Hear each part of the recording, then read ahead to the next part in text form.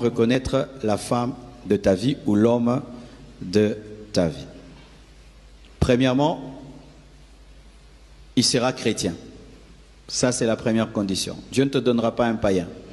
Dieu ne te donnera pas une païenne. Et beaucoup de chrétiens, déjà, ça, ils échouent. Alors, tout le reste est foutu. Tu peux venir me parler du caractère, tu peux me parler des visions, mais si c'est un païen, c'est foutu. Dommage que maintenant, les chrétiens sont devenus des champions pour sanctifier les païens. Ouais. Tu es fiancé à quelqu'un et tu sais qu'il est païen. Il ne parle jamais de Dieu dans vos fiançailles, il ne parle jamais de l'Église, des âmes, du Saint-Esprit, de la Bible, jamais de Jacques. Mais il vient des fois à l'Église. Et tu sais, ça c'est un païen. Mais tu vas masquer ça et vous vous mariez. C'est toi qui vas souffrir. La plupart de ces hommes, vous savez ce qu'ils font?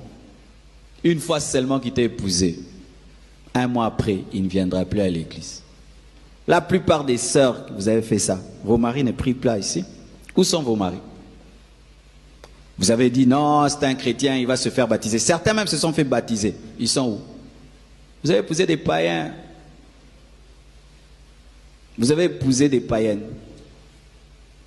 Ta femme là, tu avais dit, non, pasteur, je suis arrivé à la convaincre. Ah bon? Elle se convertit lundi. Mardi, elle est baptisée. Mercredi, vous vous mariez. Des choses que vous faites. Pourquoi? Parce que l'âge a avancé. Vaut mieux être un célibataire heureux et en Christ que te marier à un païen. Tu souffriras parce que tu as épousé l'enfant du diable. Amen. Tellement que dans les églises, on prêche le mariage, on ne prêche pas aussi le bonheur d'être célibataire. Oui, il y a aussi un bonheur d'être célibataire. Célibataire, qu'on ne vous mente pas.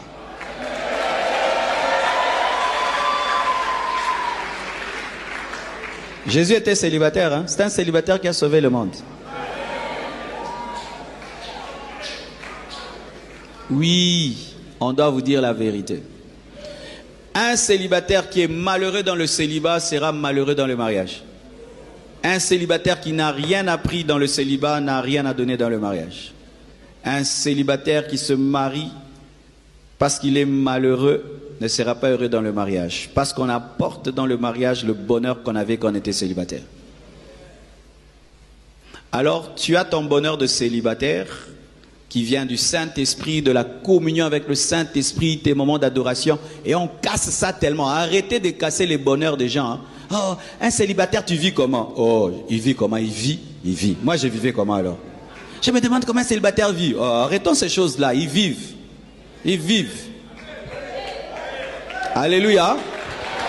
Alors, on méprise tellement la paix des célibataires, le bonheur de célibataire, qu'on les pousse à mépriser cette paix pour épouser n'importe qui, comme si l'homme donne le bonheur.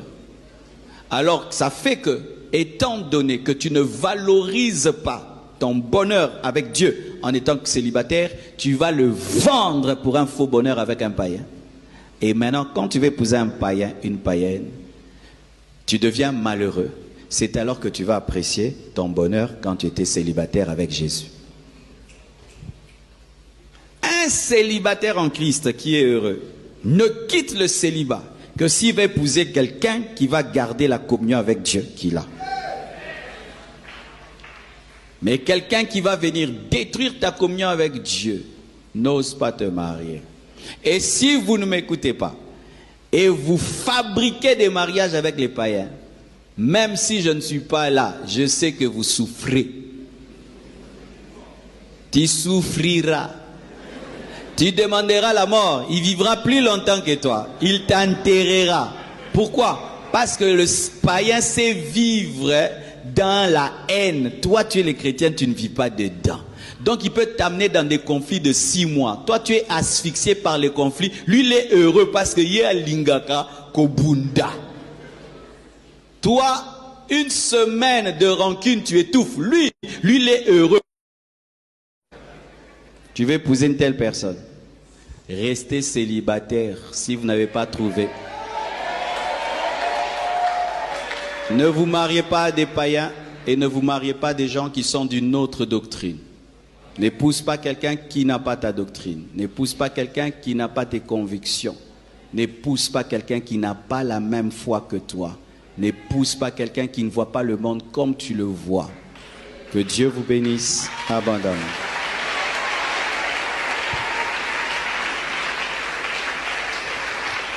Seigneur Dieu, merci que cette sagesse soit communiquée à ton peuple au nom de Jésus. Amen. Merci.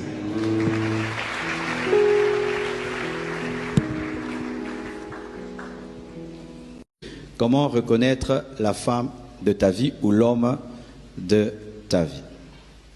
Premièrement, il sera chrétien.